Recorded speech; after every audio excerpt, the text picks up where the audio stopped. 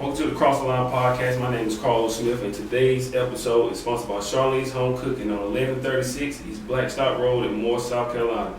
Charlene's Home Cooking is a family restaurant that cooks like grandma. Fresh veggies, meats, cooked to order, cakes, pies, cobbler, sweet tea, Kool-Aid, and lemonade. She wants you to feel at home anytime you stop by on Monday, Thursday, and Saturday from 11 to 6, Friday and Sunday from 11 to 7, and Tuesdays and Wednesdays she's closed because she does all her shopping for fresh meats and fresh veggies. We also do, when you order, you can get meat in 2 sides, a meat in 3 sides, and a veggie plate. Everything is fresh, baked from the heart, and she would love to see you sometime. So thank you, Ms. Charlene, for sponsoring this episode of the podcast once again. Now, time to introduce my guest. Like I was saying earlier on my Instagram, if you follow me, this man is the basketball guru. I like to call him that. My good friend, we met in Greenville at the radio station. He always embraced me and welcomed me and was willing to give me some advice and different things like that. So today I'm sitting again with Mr. Kenn Blankenship. How you doing? Doing well, Carlos. Thanks for having me. I'm glad to have you again. Like I told you before we started, you were actually the first interview that I had on here. Cool. Yeah, that was almost a year and a half ago. So we still going strong. Very good. So yeah, it was the first interview, and this is actually I didn't have my cameras and everything then, so it's kind of been building piece by piece, adding on to the podcast. But we still rolling, and I'm happy to have you. So thank you. Let's go back just a little bit because I know everybody didn't see you the first time and whatnot. So kind of tell people who is Kenn Blankenship, but we like to call you KB. Yeah, well, I grew up in the lower part of the state until I was in the 3rd grade. Came from a small town called Lake City, and I moved up here in the 3rd grade and lived here until I was a senior in high school. And I went to military school up in Virginia, came back, jumped around a little bit. I moved to Atlanta in 1987 for 2 years. Then I moved from there to Charlotte from 89 to 91. I'm kind of dating myself here, but anyway, and then into 91 or so, right in there, I moved back up to the upstate, and I've been up here ever since. Okay. Yeah. And how did you actually get into the radio and broadcasting? Well, actually, I think there's a little bit of something to it that it's in your blood. My dad was in radio for a number of years, in his formative years, from the time he was out of high school until he was well into his 40s, I believe, and then he changed careers after that, or maybe even 50s. But I don't know, it didn't really hit my brother, but it hit me. But right. In the early 90s, I had actually called a basketball game on radio with a guy named Eric Thacker, who has gotten me a lot of work over the years. Not recently, I get more of that work from, most of my work now from Ryan Cleary, but I'm a color analyst for Presbyterian College and their basketball team. And they also cross-utilize me for some other things, but that's mainly what I do for them. But from that game broadcast, and from that time, I was a volunteer assistant at Spartanburg Methodist College for a guy named Scott Rizzo. I was on his staff. And we were asked he asked me to see if we could get a big region game. It was to determine who was going to win Region 10. There's 16 regions across the country for junior college basketball. I think it's still like that, but even so, back then it was. So we were playing Atlanta Christian College, Atlanta Junior College, I think it was called at the time. And it was a big game for us and all that, and he just wanted to get the community involved. So I looked into getting it on radio, and I went over to a local radio station that I'm actually still doing sports talk radio some 28 years later on right now. And we did. We carried the game, and from there, from being in that program, I started to set up various summer camps, not because I was really interested in going into coaching, but I was more interested in the scouting and recruiting aspect of basketball. I had played 1 year in college myself and played a ton of pickup basketball, even left home shortly after my senior year in high school, actually after my year in military school, to go up to Philadelphia, New York, Boston, places like that, just to play street basketball. I was fortunate enough that I had friends or family in those big urban markets, so I could kind of couch surf, if you will, and play summer league, not summer league, but summer basketball, pickup basketball in various places like that. And so I don't know, over the years, I thought I would kind of get over the game of basketball. It's just going crazy, man. It's a sickness. But no, I really enjoy, and shameless plug here, I do a show called Up Late with KB on the local Fox affiliate, Fox Sports 1400 AM, 98.3 FM. Comes on every night shortly after 11 p.m. And during the summer hours, we're only a 1 hour show, but during the fall hours, we'll go back to a 11 to 1 a.m.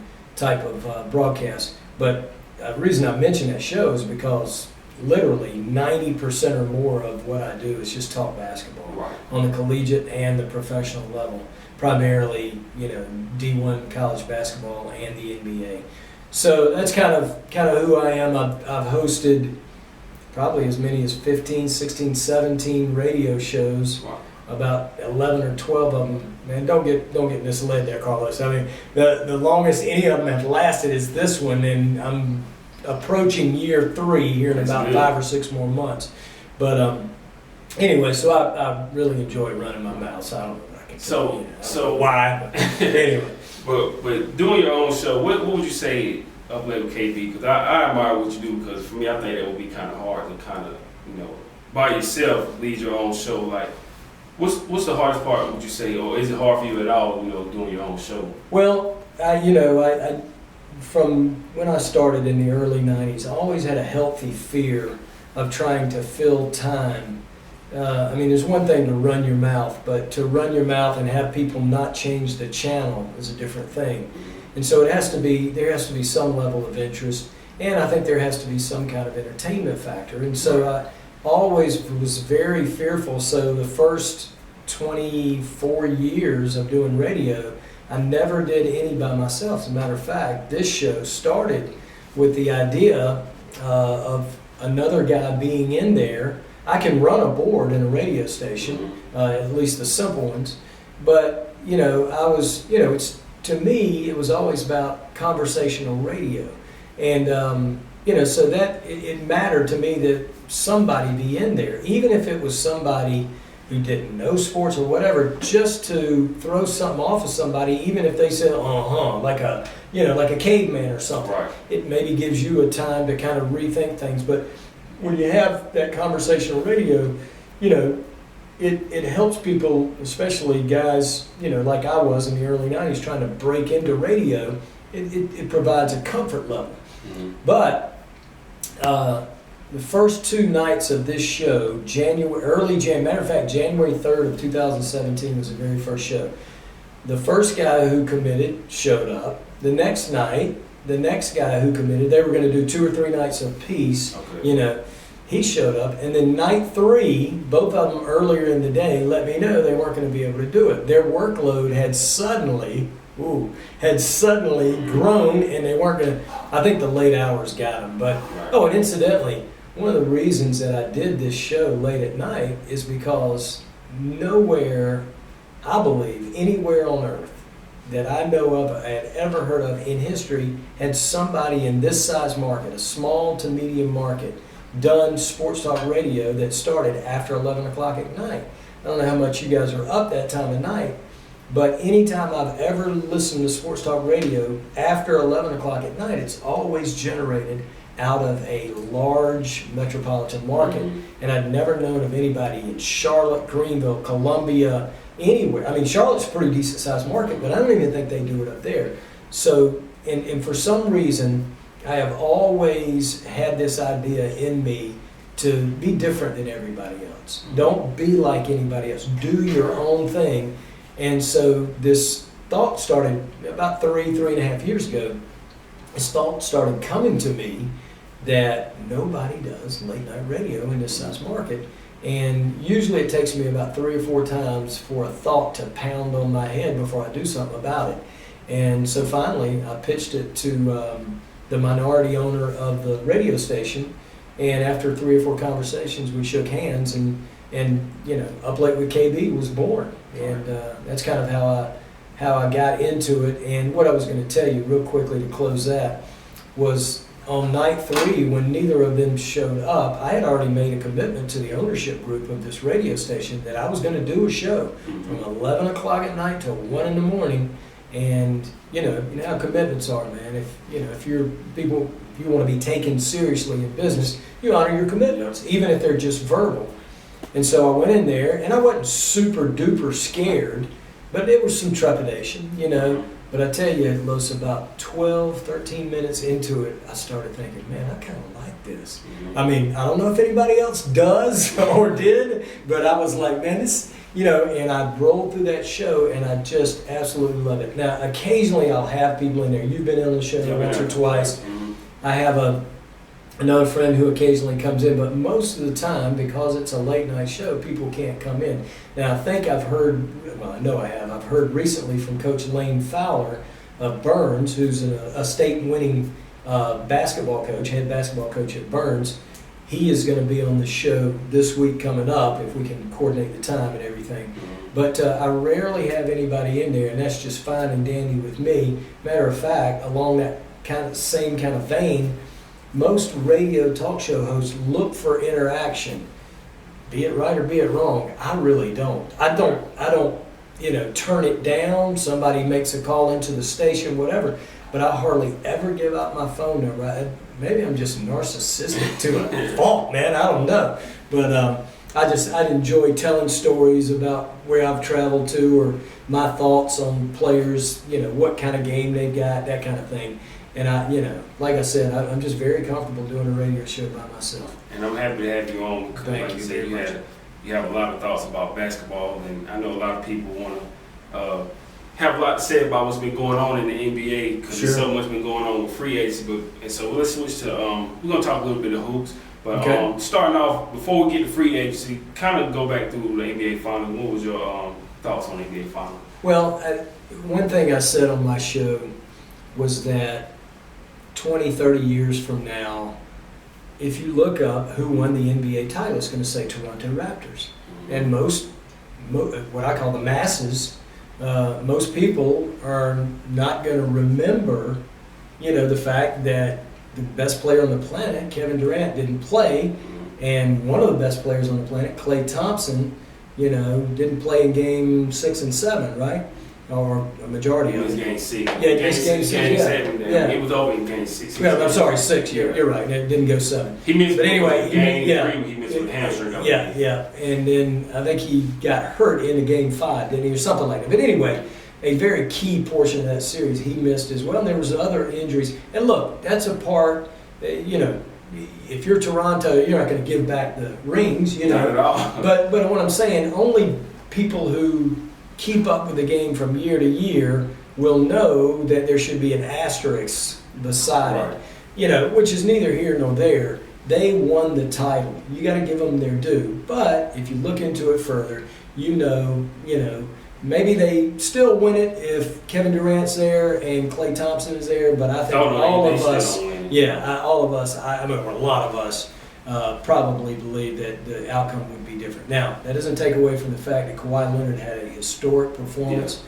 He is, you know, easily on the short list of not only best players in the game right now, but before it's all said and done, as long as he doesn't incur any more serious injuries, he'll go down as easily one of the greatest of all time. But I thought it was a great series. I thought it was very entertaining. I thought it was fantastic for not only the city of Toronto, but the entire nation of Canada. Their first time they were ever in the finals, and they closed the deal and they got it done. So but regardless of what you think about Canada, it's kind of cool when you get something a little bit different that happens. Yeah, I'm right there with you. I believe had Golden State stayed healthy, even if Durant didn't play, I believe if Klay was still healthy, I believe Golden State was still winning the series. Klay he dropped 30 right before he towards ACL. I think just those two by themselves, Steph and Klay, I think those guys would have still put him over the hump. Like you said, Toronto, they took advantage of him. As far as you're saying with Kawhi being one of those greats, for me, I think he'll definitely be a Hall of Famer. Where to rank him is going to be kind of hard because he misses a lot of games right now already. Plus, he still has a long way to go. But I think, like I was telling Calvin, I believe what will even enhance his legacy is that he went to Toronto for 1 year and won it. If he goes to the Clippers and win it his first year, I think that would definitely push his resume up another notch. If he went to the first, I think even if he wins with the Clippers, regardless, that's definitely it's not gonna hurt him. It's definitely gonna enhance his legacy. But to go again in his first year and win, I think that would definitely give him put him on. Oh yeah, I another think level. what he's already done, having won a title in San Antonio and been a Finals MVP, and then he, goes as a free agent to Toronto, to the Raptors, and wins it there, and he's Finals MVP again, I believe, if I'm not mistaken. And look, tainted series, if that's what you want to call it, he's still, I mean, you go to the car lot and there's a little, mark on the Mercedes that they just give you. You gonna complain about that? You know what I'm saying? So, you dance with who brung you, so to speak, and you're not gonna, Toronto's not gonna apologize for winning the NBA title. One of the things I took away from Kawhi's game, though, I said he's the best to me at picking his spots in the game. Like he's so quiet, and he's just kind of like relaxed. He just picks his points in the game where he'll just take over. Like he doesn't change his pace of the game. He plays at his own pace, and he'll lock you down on defense. But at the same time, when it's time to get buckets in the fourth quarter, he just takes over. Like he just picks. It's like this is the one guy that I look at. It's like he's the best at taking control whenever it's time to shine and come through for his team. He's the one that can go ahead and make those big plays. The great ones, man, they seem to score effortlessly. We look up on the scoreboard near the end of the game or the end of the game. It's like you said, where did that 30 come from? Exactly. And I mean, he does have a quiet, killer type demeanor. But I think the impressive thing about Kawhi is not only what you said, because I think that's an outstanding characteristic, but the fact that he's so upper level on both ends. I think the word great is overused. Not here, because he is great. There's no question on both ends. But he's done what all great players end up doing. He's worked on his weaknesses. He's complemented his game. He's added to his arsenal. When he came in the league, he was a freakishly athletic 6'7" kid out of Southern California with huge hands who could get to the rim in spite of, a slight build and that kind of thing, but shot it only reasonably well. Now, I mean, it's buckets, man, clean airspace, and you can forget it most nights. I don't know if he'll ever get the credit he deserves, though, because he's not like flashy or one of those guys that kind of like building his brand. He's kind of laid back and quiet. Yep. He doesn't do things for the camera. Even like the way he worked this behind the scenes with the Clippers, it's like nothing. He never let Nobody knew. Nobody saw it coming. And then late at night, you get the bombshell Kawhi going to the Clippers, and he found a way to leverage and get Paul George to come with him. But that was definitely a power move. But just to Kawhi's legs, I don't know if he'll get the credit he deserves because he's just not one of those guys that's just flashy and doing stuff and not big on social media like LeBron. Yeah. He's definitely not LeBron anyway. LeBron is like on another level, like all-time great. And one of my Mount Rushmores, which we'll definitely talk about as well. But it just, the way he carries himself, kind of like Tim Duncan in a way where, when people talk about greats, Tim Duncan is definitely one of the greats, but sometimes you don't really hear his name because he was never like flashy or anything like that. He was just kind of laid back and quiet. He had the commercial with the Admiral. Remember when the Admiral was going to fall on his gnomes over in the... Remember they were playing one-on-one? You don't remember that?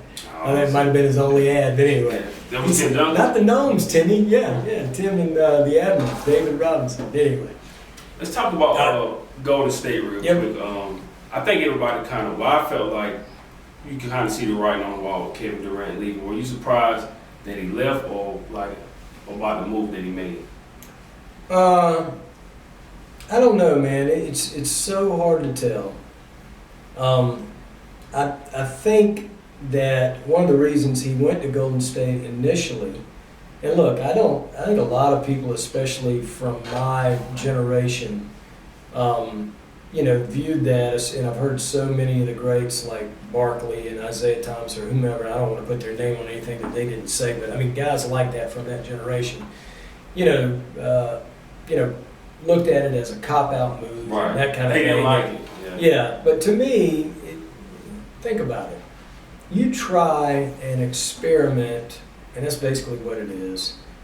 You try a business, like let's say you get hired by company X or whatever, and it's a great company, and you do well and all that, but you don't quite reach the level that you want to reach. Are you going to continue with that company, into year 9, 10, 11, 12, 13? At what point do you say this experiment's not working? And I think Kevin Durant was with Russell Westbrook for 8 years, if I'm not mistaken. I think he was 9 years with the franchise. He was one of the very few that started in Seattle, and then the franchise moved to OKC. But to me, I didn't have a problem with him moving. This is the era of free agency. He's a business person. He's Kevin Durant, Inc. He can do whatever he wants. If you want to call him buying a championship, well, you look at a lot of the championships, if not a large majority of the championships that have been won in the last 20 or 30 years, is because people have put together good players, whether it's the players doing it or management or whomever. I got news for you. If I was Kevin Durant, the best player on the planet, I don't care what people would say. I'm going to try to play with the best players and the best fit possible because I want a ring. You call it buy it, you call it whatever you want. Call my answering machine, and that's exactly what you're going to get, my answering machine, because I could care less what you say. But I think the issue they had with it, I don't want to speak for them, I think kind of what they were saying, they felt that I don't know if they necessarily had a problem with him leaving, which is to leave and go to Golden State, the team that he had down 3-1, they came back and beat him, and the team that was 73-9. That was what kind of rubbed in the wrong way, which to me, it wouldn't make sense. Why would you leave Oklahoma City, still one of the best teams in the league at that time, and go to a team that's not as good? So if you're going to leave your situation, why not go to a better situation? You won't want to leave there and go to a team that has nothing. You just start from the ground up again. So I think I really didn't have an issue with, to me, I'd say kind of LeBron was one of those guys that kind of changed the way players look at things now with commitment to team and joining a better situation. But for me, I didn't really have an issue with him leaving. And as far as him leaving Golden State, I kind of felt like the writing was on the wall anyway this year. Yeah. I felt like he really just wanted to go there, get his rings, and now that he was a made man, so you couldn't say that he didn't have any rings. Now he had his options of what he wanted to play freely this time. Yeah, I think there's two things. I have two thoughts about that. I think if KD would have stayed in Golden State, everything is contingent upon people staying relatively healthy. Right. Staying away from catastrophic injuries. But if he stays in Golden State, they have a genuine opportunity to win more rings in the modern era. And look, Bill Russell was a fantastic player, but when he won 11 rings, well, there were 6 teams in the league or 8 teams in the league at that time, which is all well and good. Bill Russell couldn't control that, and he is one of the all-time greats. But let's say Bill Russell in his prime and Kevin Durant in his prime play one-on-one. I mean, I don't know about you, but Russell is fantastic. He's one of the all-time greats, and some people call him the greatest. Well, I mean, is he going to guard Kevin Durant? He might be great when Kevin Durant gets inside 14 feet, but all Kevin Durant's got to do is just keep drifting out until he gets him a little bit on the perimeter, and with a nasty crossover at 6'11" and whatever he is, with a 7'6" wingspan and ability to shoot the ball from anywhere on the floor, not to mention ice water at another level in his veins. I mean, look, Bill Russell was all that. Don't get me wrong. But Bill Russell never played on the perimeter. Right. I mean, he wasn't as complete or versatile a player as Kevin Durant was. Kevin Durant, by the same token, wasn't the rim protector that Bill Russell was. But the game is totally different now. It's played in this area as opposed to that area. That game then, you rarely saw somebody shoot the ball. I mean, it wasn't even a three-pointer until, 1976 or something like that, the merger of the ABA into the NBA. But the point is to me, when I look at the modern-day game and I look at guys like Kevin Durant who exemplify or an example of the modern-day game, I just see a more complete whole player than one of the all-time greats like Bill Russell. So if he would have stayed at Golden State, I think they would have had an opportunity to win more rings than any other team in history outside of Bill Russell's Celtics. Now, the other thing, why he left, I think one of the reasons Kevin Durant left was players at that level, athletes at that level, at truly the elite level, the mountaintops of sports, if you will, they have to be constantly re-challenged. Mm-hmm. I mean, look, he may have been thinking, and it could have been a number of things, Los. It could have been personality conflicts. It could have been beliefs, spiritual beliefs. I mean, that was one of the reasons that he came in the first place. Did you know that he and Steph Curry and Andre Iguodala, and I can't remember if Draymond was in there, I don't think it was, but it was like I think it was Livingston, Sean Livingston, but about 4 or 5 of those guys used to study the scriptures together. I mean, they connect on that level, and I think that was a comfort factor for Kevin Durant. Matter of fact, we have a family friend, my sister and brother-in-law, a guy who used to be in their small church in Dayton, Tennessee, for years mentored Kevin Durant in the scriptures. And so I know, and look, it may not line up exactly with what he does on social media or when you hear him interviewed, but I think overall Kevin Durant's heart is in the right place. I didn't mean to get off on that tangent there, but I think the point is that originally him coming over, there was a comfort level there in so many different dimensions that sealed the deal for him to come over. Sure, maybe the main thing was him getting those rings, right? Or the ability or the opportunity to best get it there, right? This is the most efficient, quickest way I can get a ring. Let's not lose sight of the fact that he was 2-time MVP of the finals. Now, he's the one that got it done. And who was guarding him one time? That was LeBron James. And I know LeBron's your boy and everything. And look, LeBron definitely on the short list of one of the all-time greats. But you need to erase those clips of the finals when he and Durant were going at it. I'm more of a Kobe. Durant had no mercy on it. I'm more of a Kobe fan. Okay. But, I'm a Lakers fan as well. So LeBron, kind of inherited LeBron. Yeah. But to finish that thought about Durant, why I think he left, I think the next challenge for him is to win it where he's the cornerstone. He became quickly the cornerstone in Golden State because he's the best player on the planet, in my opinion, right? Because of all the things he can do, and he's gotten so much better defensively in the last 3-4 years, right?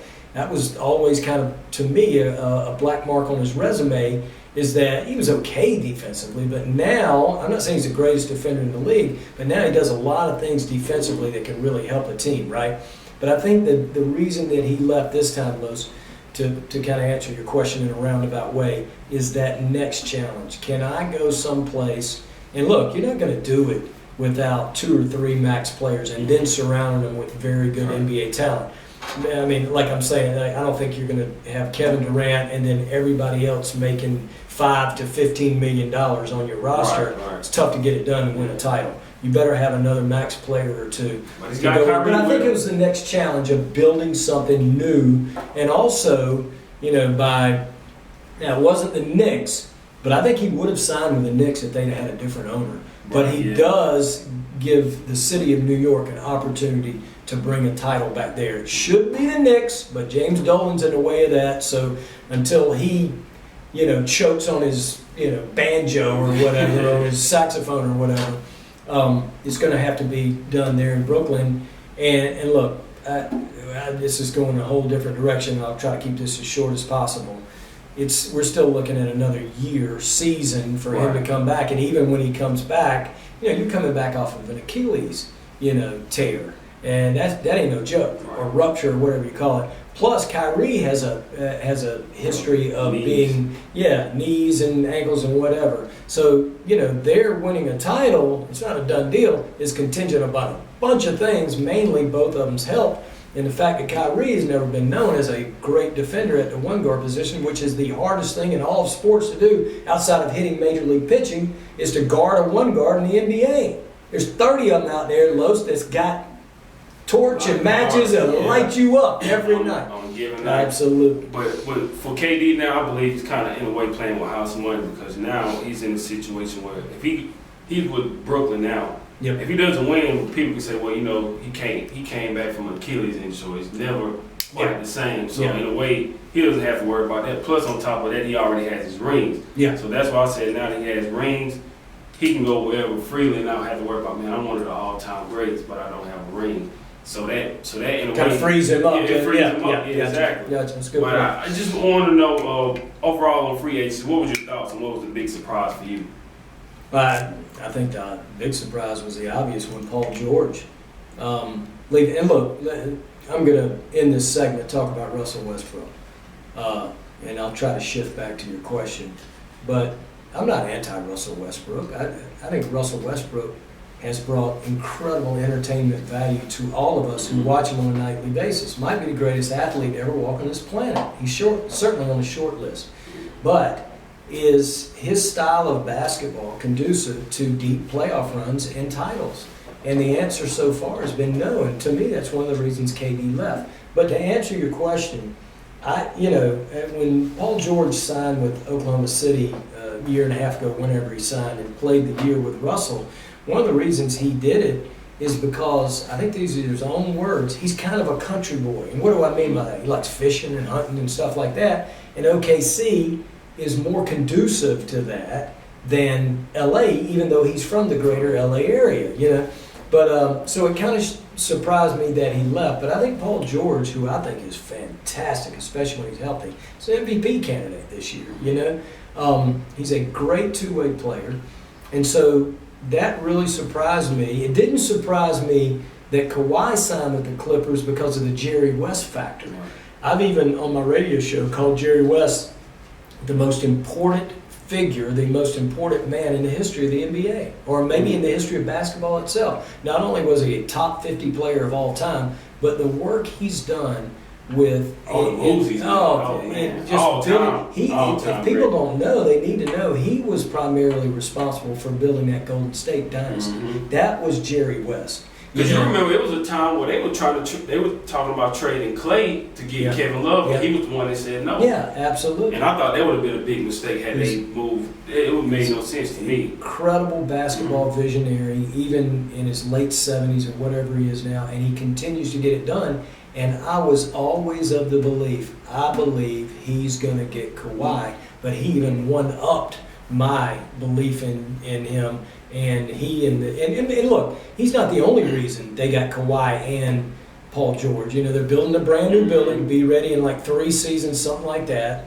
You've also got they've gone, the Clippers have, from one of history's absolute terrible, worst owners of all time, and now they have one of the best in a guy named Steve Ballmer, whose pockets are deeper than any other NBA owner, and he's willing to spend and pay the money, and players like playing for a guy like that. And look, it would be great, if you could bring another title to LA Lakers history, their lore and all that, and that's a tremendous draw. But there's something to be said for having your own thing. There's something to be said for right in LeBron's back door, bringing titles in there. And I think both of those guys are up for that challenge. And I respect, as a Laker fan, I really respect that move, because it was like Kawhi does his own thing. He doesn't want to go join LeBron and pile on rings or whatnot. Because I believe if he went there, they definitely would have ended up capturing some more rings. But to go create your own lane, do your own legacy, and it's going to be a tough task because the West is so tough. But to go create your own lane and then find a way to leverage and get Paul George to come there, which Oklahoma City really didn't have to do that because Paul George had just re-signed with them, so he was still stuck there for at least another 3 years or so. But for Kawhi to make the power move that he did and nothing leaked out where all the reporters were scrambling and saying it was between Toronto and the Lakers, and then all of a sudden late at night, you hear that he's going to the Clippers, and all of a sudden he's bringing Paul George with him. I think that was a big move. So I respect what he did. Do I think he'll win it this year? It's still tough. I think he's still gonna have some more moves to be made or whatever. But with him and Paul George, I think that's one of the better duos in the NBA. Both ends. I still like, I don't know, the better duo though. I mean, LeBron and AD. That's tough too, but that's a tough one. LeBron's 900 now. You have to remember. Yeah, he's getting up there in age. Yeah, he is. That was one of my things as a Lakers fan. I was kind of hesitant because I said at some point you just get old. And he's played a lot of minutes, even though he still averaged 27, 8, and 8 last year. He still had a great year, but I just hope he can hold up. Right, and I don't think it's only offensive end. Last 2 or 3 years, to me, any clips I've seen, man, he has fallen off defensively big time. And look, nobody is going to defeat Father Time. Nobody. It's proven. We all know that, right? Right. LeBron has cheated Father Time as well or better than anybody, right? But it starts to show, it first shows up on the defensive end. You know, you play basketball, you know? I mean, playing basketball offensively or defensively, but especially defensively, is about your ability to get low with a great center of gravity and to being able to stay with people in a low position. I tell kids that I teach all the time, look, a high percentage of the game of basketball is played very low. You've got to stay even if you're a big man, but especially if you play on the perimeter, you've got to be able to stay in a defensive stance. Otherwise, you won't be able to stay in front of your man. And then when it's time to explode to the rim or explode up on a jump shot, explode for a block or whatever, then you release out of that. But then you immediately go right back to that low position. So I think, and that's very tough to do, the guy his age. So to me, the challenge for LeBron this year is you've got to show me that you can maintain a level of defensive intensity and not hurt your team. Otherwise, your team is kind of playing like LA was last year, 4-on-5, you know, and that doesn't go real well in the locker room. I mean, it's like when LeBron, I can't remember, he was at one point last year, he was kind of talking junk about his teammates. And I'm going to tell you, if I was his teammate, and I could have cared less who I was or what the results would have been of my words, but I'd have looked LeBron dead in the mouth and I'd have said, LeBron, until you start guarding somebody again, shut up. I don't want to hear it, you know. I don't care if you are LeBron James. You don't mean nothing to me if you're not guarding somebody. Right. So it's about what happens in those 94 feet, but especially on the defensive end. Guard somebody. I think this year, though, I believe he'll be more locked in. For one, missing the playoffs, and then on top of that, you know, knowing that he's probably got at least another 2 years top level, and maybe after that it might be over with for him. So I think now that he has Anthony Davis, I think he knows time is coming where he needs to maximize his chance to win another ring or two. Absolutely. Because, I mean, like you said, he'll be, 35 this year, and this will be, his 17th, 18th year in the league. So that's a lot of basketball. Plus, you know, all those years, 7 I think years. he's already 35 or 36, isn't he? He's up there somewhere. I want to say he was about to be 35. Is this his 17th or 18th year in I the think league? this would be years. I want to say This is 17. 17th year in the league. Yeah. Came in at 18 years old. So 8 and 7. So he is 35, about to turn 36. Is that right? So LeBron like he's pushing it, but I think these 2 years. Guarding 21-year-olds now and 22-year-olds. Yeah. I just thought I'd make that point. So let's talk about how the West stacks up. Who would you say would be your favorite right now? I mean, we're still a long way to go, but on paper. I never defended very well myself, so I'm not saying I did. I want to make that clear. But, I mean, I'm big on teams that defend well. And the Clippers, man, with Patrick Beverly as their head guy, leading a defense, and he may even go over the line a little bit. I didn't like what he did to Russell Westbrook after the ball was already dead and out of bounds. He injured him. But the way that guy sets the tone defensively, and then you've got Kawhi Leonard and Paul George to guard your wings. I mean, and the game is played outside in instead of inside out these days. That they're going to be very difficult to look. You'll put runs together against them occasionally, but the thing about the NBA, man, is that you know those teams that win a bunch of games during the year and then they go on deep playoff runs.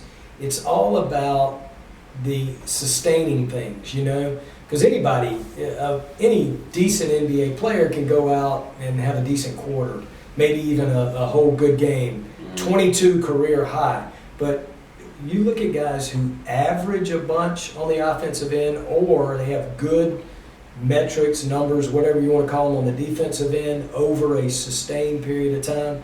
And I think you're looking at a Clippers team that's going to be very tough to beat. Are they the absolute favorite? I don't know. Because like you said, depending on what LeBron does on the defensive end, they could be super as well. I'm a big Kuzma fan. Now, Anthony Davis easily on the short list of best players in the game. Top five. Now, I have no question. Probably better than that, especially most nights. You know, and once again, everything is contingent upon people staying relatively healthy. And they've filled out their roster lately pretty nicely, you know. So I think they're going to be, I mean, this is a big dub, but they're going to be much better than they were last year. And I'm sure they'll make the playoffs, and they may even have the best record in the entire league. But just like everybody else, they're going to have to get some breaks. They're going to have to be blessed, be fortunate, whatever, and you know, people not get hurt. And a lot of it's about personalities, and a lot of it's about selflessness. You know, even LeBron is, even though he's a pass-first guy, I understand all that, and he is, and I credit LeBron for that for his whole career.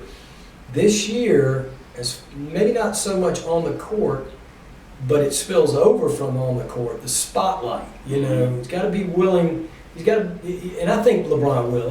For one, LeBron's mind is unparalleled in our universe. I mean, I've read articles where LeBron James has a true eidetic memory, and I don't know if you guys are familiar with that term. It's basically a photographic memory. They say LeBron James can remember not only every single game he was in and every single play of that game, but every single game he's ever seen. He can take you back third quarter, 7-11 left to go in the third quarter, and he was sitting on the sideline watching two other teams play, and Klay Thompson hit a shot. There, he missed a shot. I mean, to the minute detail.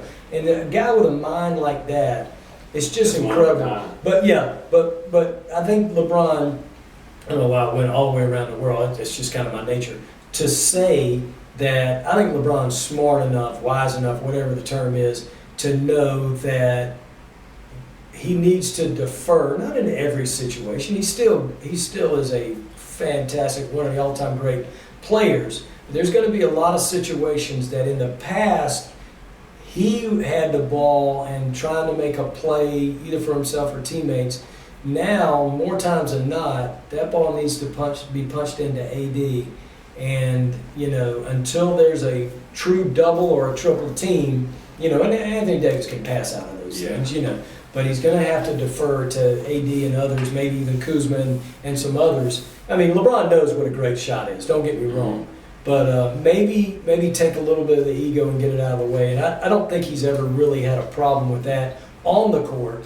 But maybe somehow as it spills off the court, maybe he can do a better job of that anyway. I think Utah, for me, is one of those teams that's coming.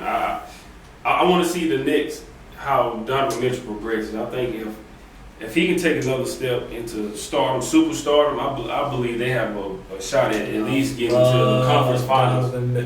At least the conference finals. Absolutely. But because I like what they did. Getting Mike Conley. I was going to say, bringing in Mike Conley was a great move. You still got the real protecting Rudy Gobert. Absolutely. They had some pieces on the bench with Jeff Green and Emmanuel Mudiay. Yep. And they picked up Bogdanovich from another shooter from really shooting and scoring from Indiana. So I think they have a great shot. Absolutely. I just want to see. Don't forget Denver. Denver's still very good. Portland's still Jokic very good. For real. Jokic is a real deal. He's probably the best passing big man in the NBA right now. And there's a lot of good ones. Yeah. And there's a lot of good ones. He's special. Well, but I'm just trying to figure out who would come out. I think the only team out right now, at the top of my head, is probably going to fall out of the West will be the Thunder.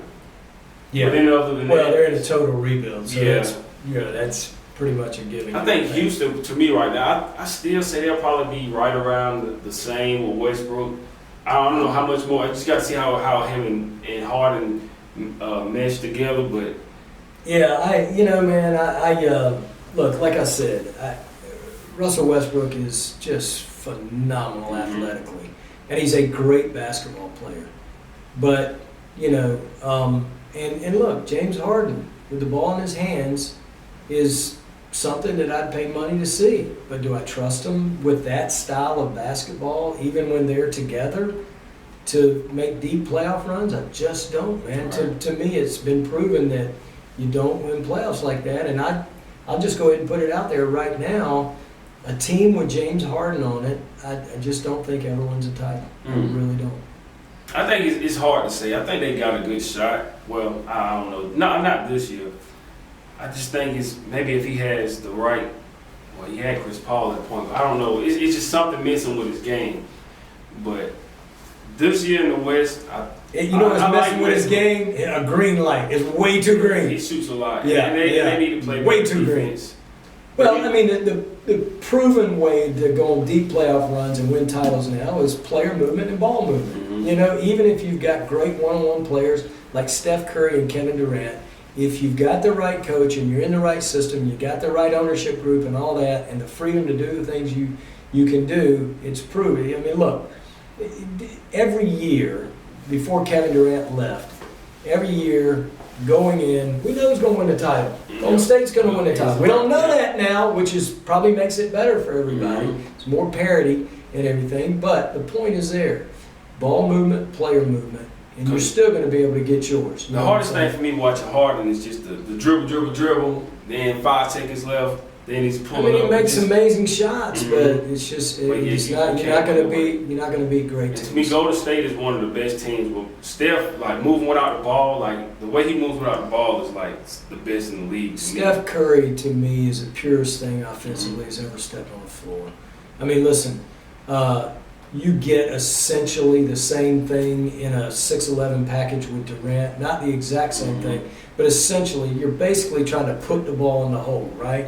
I mean, Steph Curry offensively, you know, a lot of people, most basketball purists call him the greatest shooter of all time. I call him not only the greatest shooter of all time, but mark this one now, the greatest passer of all time.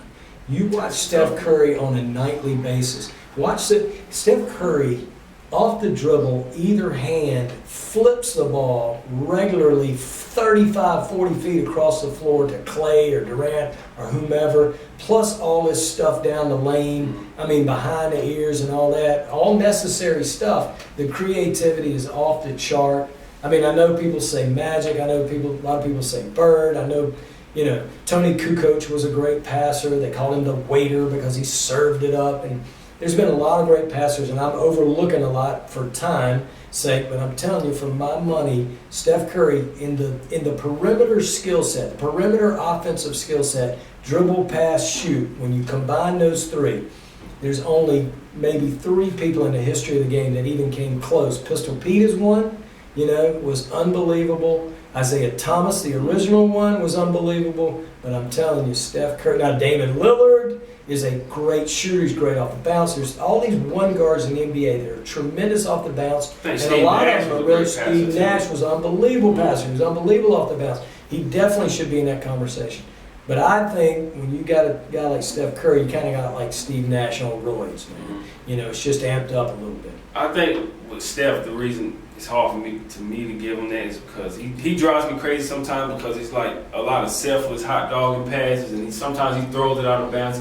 He can get careless with the ball. Yeah, he can definitely pass the ball now. Yeah. He's definitely one of the best. But that's I don't not agree with the drives hot me dog crazy. stuff. I think it's all necessary. Mhm. I think where they get in trouble and Steph gets in trouble gets a little bit lackadaisical. And I'm not saying they're getting bored, but I mean, you know, when you work as hard as those guys do and you mix that with incredible God-given ability, the game becomes so easy, even at that level. And I'm not saying those guys work as hard as anybody, you know, at their craft. If you've ever seen a private workout with Steph Curry, I mean, it's unbelievable. I mean, in the core and the whole nine. But when you get to a point, it becomes so natural and so easy to you that complacency naturally sets in. And Durant or whomever, Yeah. then that's because they're getting a little bit complacent because it has come so easy for them. I also think that I forgot to say when assuming Clay comes back healthy, I think they'll still be, you know, Still be very good. I still think they have one. Don't forget about Draymond, one of the most versatile players the game's ever seen. And they picked up D'Angelo. I still believe D'Angelo. He'll fit in with them. Yeah, should. Maybe he'll give him enough offense until Clay comes back, and then they got to figure out a way to kind of piece it together. But I still think though Golden State is still right in the mix again. And I think this is one of the best things that happened to Steph as well with KD leaving. Yep. Now he can reassert himself as the man on the team again, which I missed seeing before Durant was there because Steph was just on this legendary run already where the way he just took over the league. I mean, 2 MVPs and should have got another one if you ask me. But on that, real quickly to close it, if you want to, on that, excuse me, it hurt me to my heart, and it was a business move, and it was the right move that they had to get rid of Andre Iguodala. He is maybe my favorite athlete of all time, or if not, I he's kind of saw right that there. coming though. I love AI, and I love the original AI too. Mm-hmm. But Andre Iguodala, to me, is the most underrated basketball player of all time. Mm-hmm. He is. What he's done for that organization, and let's not forget that when he was in Philly, he was the man. Mm-hmm. He averaged, I think I looked it up, I thought he averaged about 26 a game. I think he only averaged about 22 a game or something like that. But I mean, really doing it all. But he seamlessly came into that organization and did all the dirty work. He's one of the greatest defenders of all time. He makes big shots. He didn't shoot a real high percentage from outside the line, the three-point line, but he makes mid-range jump shots. He makes athletic plays. Even at this age, he's still one of the upper athletes in that league. It just hurt me to see him leave. And Livingston, too. I like Livingston. I wish they would have kept him, but yeah. When I saw the writing on the wall was, I don't know if you saw, it was an interview he did on the Breakfast Club a few weeks ago, and he was talking about how his book came out, The Sixth Man. He has a book out, Yeah. and then he was saying some different things about how, when his injury situation was last year, the year before that, or he was saying that they diagnosed him with like a sprain or something, but he said that on the interview, he said he actually had a fracture in his leg. So it's kind of like he was kind of throwing the team under the bus, saying that they kind of misdiagnosed his injury or whatever. So once he said it was kind of like he threw them under the bus, and then he was saying some other things about the team, and then he was saying how he felt like Mark Jackson was being blackballed as well, not just with just all overall just being blackballed. So once I saw some of those things, I was like, it's kind of like he was kind of burning that bridge in those sense that, he was saying that they misdiagnosed his injury, like they may have been doing the same thing with Durant. So once I saw some things, like when I saw that interview, that's when I was like, okay, either he's getting ready to hang it up, or he's almost sure he's about to find his way out of Golden State. And like maybe a week later, yeah, he was gone. But one other thing before we get out of here, right. I want to touch on I know you watch a lot of basketball. You've seen a lot. Give me your 4 faces of NBA Mount Rushmore. Of all time? All time. Wait, that's a loaded question. You should have emailed me that last night. Oh, gosh. If you want me to start, I'll give you mine. Okay. For me, I actually had Marcus Burnett on from SUV TV, and we had this conversation. For me, tell Marcus I said hello. I will. But my 4 starting off, I said Bill Russell. I will put him on my Mount Rushmore. Even though I didn't see him play, I will put him on my Mount Rushmore more because he's pretty much like one of the pioneers, one of the guys who I agree with that. Okay. drove the league. Even though when I hollered at him in the Atlanta airport about 25 years ago, he blew me off. But it's all good. It's all good. I ain't holding that against him. So I have Can't you tell? Bill Russell. Number 2, I have Magic Johnson. I think what he's done for the NBA. Still one of the biggest faces and one of the most known guys in the league right now. Even though I didn't see him play as well, I still think he's a legend. What he's done for the league, I have him.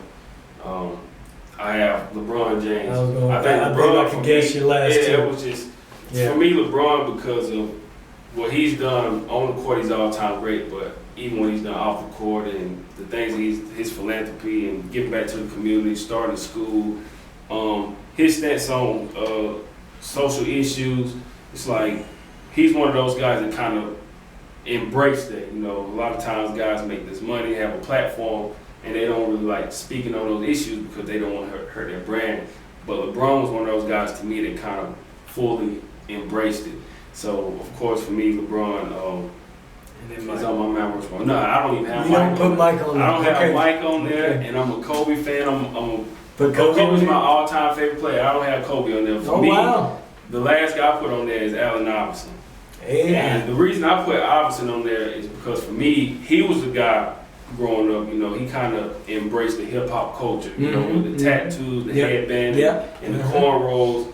And, one of the guys that was flashing with jewelry and all those things. And he was still an all-time great player as well. But for me, the way he embodied the hip-hop culture, and now that you see how when you watch NBA games, like when they're going to commercial breaks in and out, you always hear hip hop songs and different things like that. So the NBA is kind of catering to the hip hop culture as well now. And I think Iverson was one of those guys that was fully embracing it. And of course, with the jury stuff, eventually they ended up banning, jury at the All-Star games and stuff like that. But for me, Iverson was one of those guys with an all-time great player, and then the way he embraced the culture. For me, I put him on might be at Mount Rushmore as well. AI. Yep. My man. All right. First, to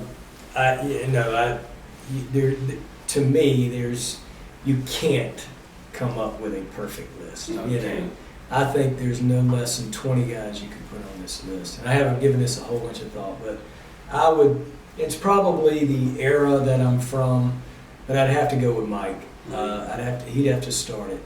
And, you were speaking about how LeBron had embraced, the political activism to some degree, that kind of thing. Mike was exactly opposite. He did not. He stayed away from all that, and maybe it was, part of his personality, or part of the time that he came into the league and that kind of thing. I don't know. But anyway, he didn't. But as far as the ability on the court and making your stamp on the history of basketball, I think there's no way that I could keep Michael Jordan off of the Big Four, the Mount Rushmore. And I agree with you on Magic. Matter of fact, some really keen basketball minds that I've talked to say, look, man, it's a team game, and there's no better team player in the history of basketball than Magic Johnson, because he did whatever it took to win a game. Magic Johnson, I don't know to this day, has ever shot a jump shot. He had a little push shot when he came into the league, but he was 6'8.5", bigger than almost everybody on the court when he played, and had an incredible handle. How many times did you see Magic Johnson get picked?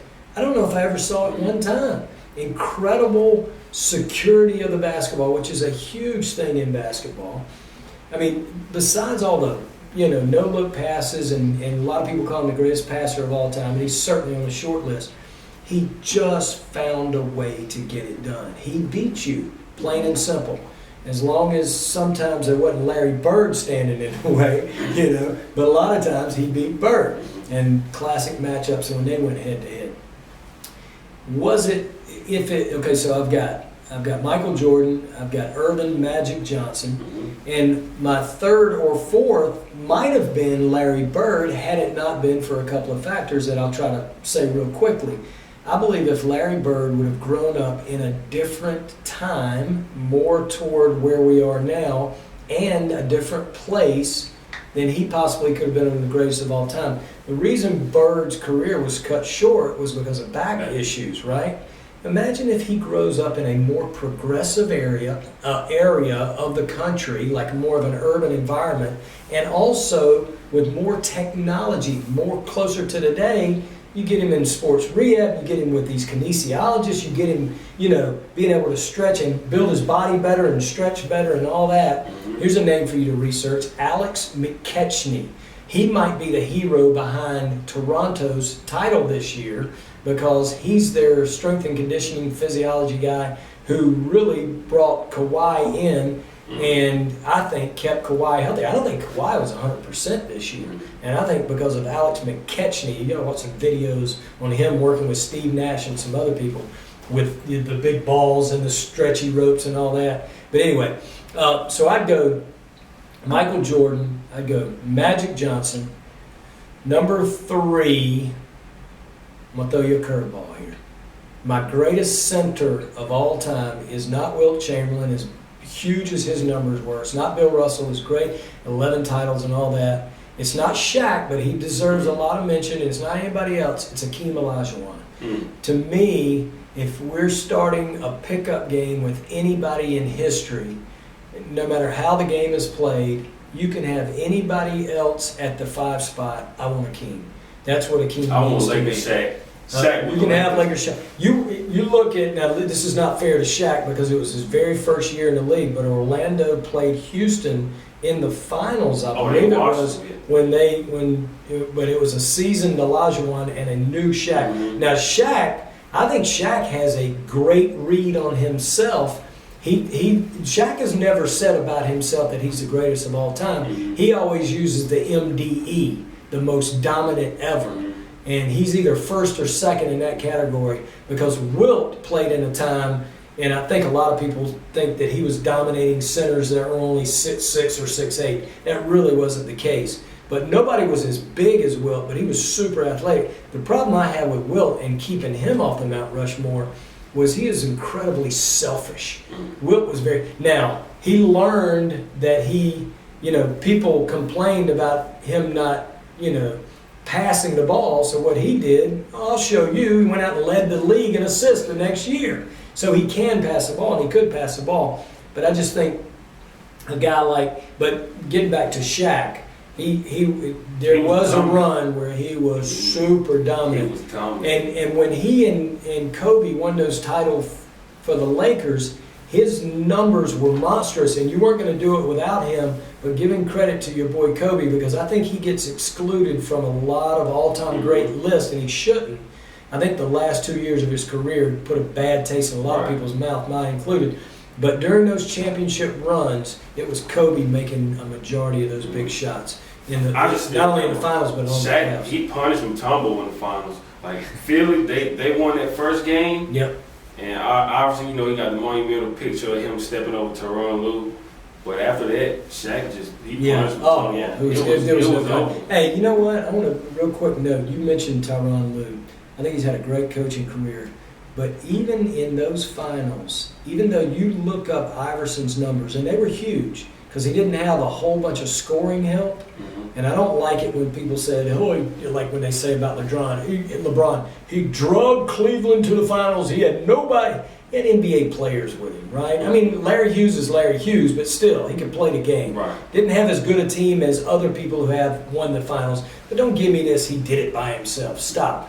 But Tyronn Lue's effort defensively of guarding Iverson that entire series was a big unknown key to that series because he did a great job. You look up Iverson's numbers, he averaged like 34 or 37 a game, but then go to his scoring numbers. To his shooting percentage. And you'll see his shooting percentage was way down because Tyronn Lue did his part. And that's what I'm talking about. To win titles, man, you've got to be selfless. Great teams have selfless players, at least a lot of them.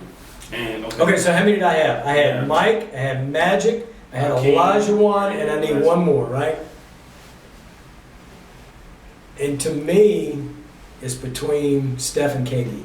Steph and KD. Yeah, and look, I think Steph gets a bad rap defensively. I think a lot of people say that he can't defend. I try to refrain from calling him names, but I say you're not watching. You're not watching. Here's the point. The point is that there's nobody on this planet. You may go to other planets. There's nobody on this planet, night in, night out, can guard the great one guards in this league. If you're guarding another one guard, no matter who you are, Steph, Damian, or whoever, the only thing you're trying to do is to try to get them off their limit. Try to make them have a 5 for 21 night as opposed to a 8 for 19 night or something like that where they're close to 50% shooting. Nobody can guard a one guard in this league. There's no way. Steph does as good a job, not as anybody. He's not Patrick Beverly. He's not Eric Bledsoe. He's not a super elite, but he's way closer to the 60%. He's a good defender, and sometimes he gets blown by as well, but everybody does. He gets a bad rap. So with that, historically, but it's just, can I get 5? I can't get 5, can I? 4. I don't see. And it depends on the rest of what Kevin Durant does for his career.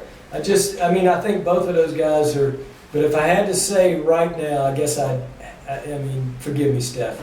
Forgive me, but I guess I'd have to go with KD. I would have said, in that situation, Steph because he kind of revolutionized basketball. He really did. He's not the most athletic guy, not the biggest guy, and he can just pull up from anywhere on the court and just drink and change the three-point game. Yeah, and here's the thing that people, if they realize it, they don't mention it.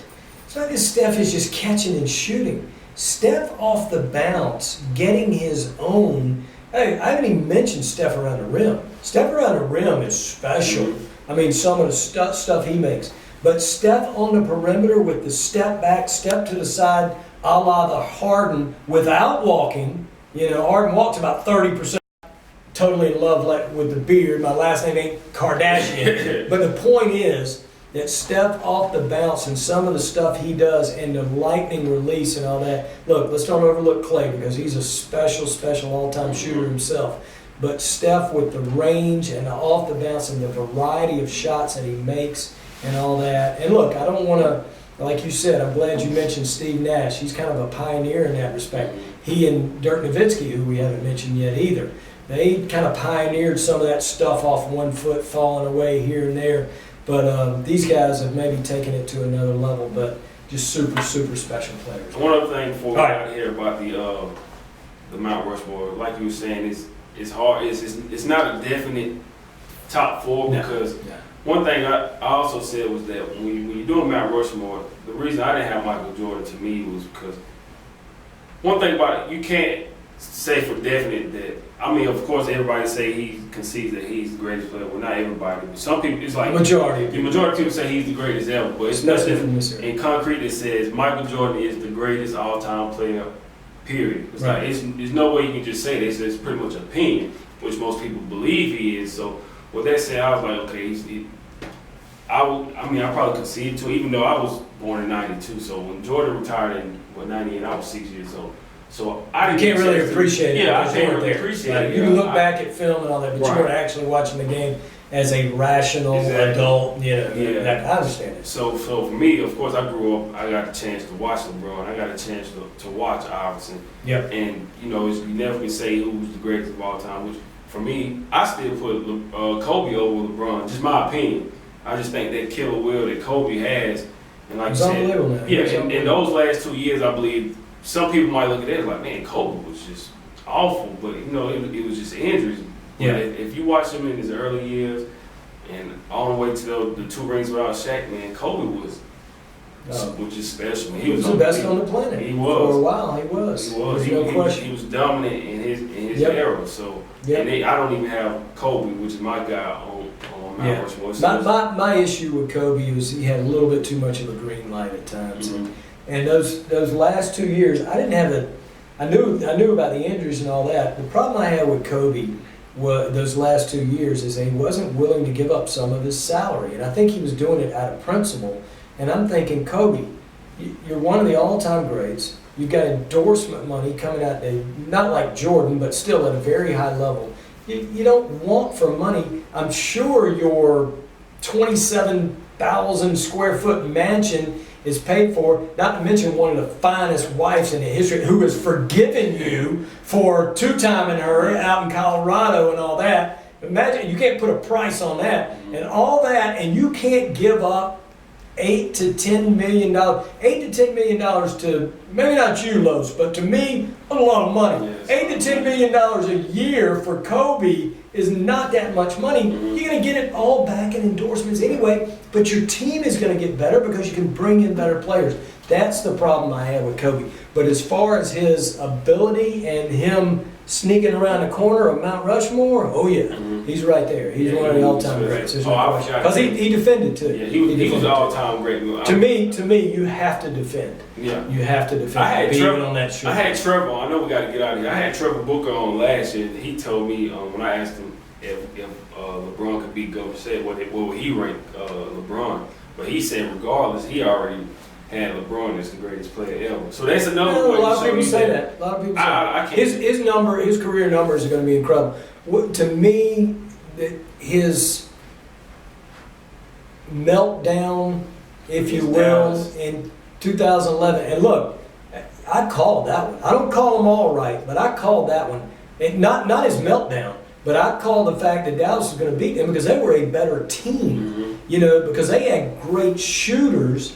And I've heard somebody the other day say something, and I went, what? Said that Dirk Nowitzki, I don't think they said drugged them to a title, but was the absolute man. And he had a nice finals, don't get me wrong. Oh, yeah, But- Jason Kidd, but- Jason Terry was there. Jason Terry, all the big shots he hit, and Kidd, what he was doing, everybody on that team, man, just proved it really does take a team, a really good team. And those guys, right place, right time, they're playing the game the right way, share the basketball, make outside shots, you win a title. All right.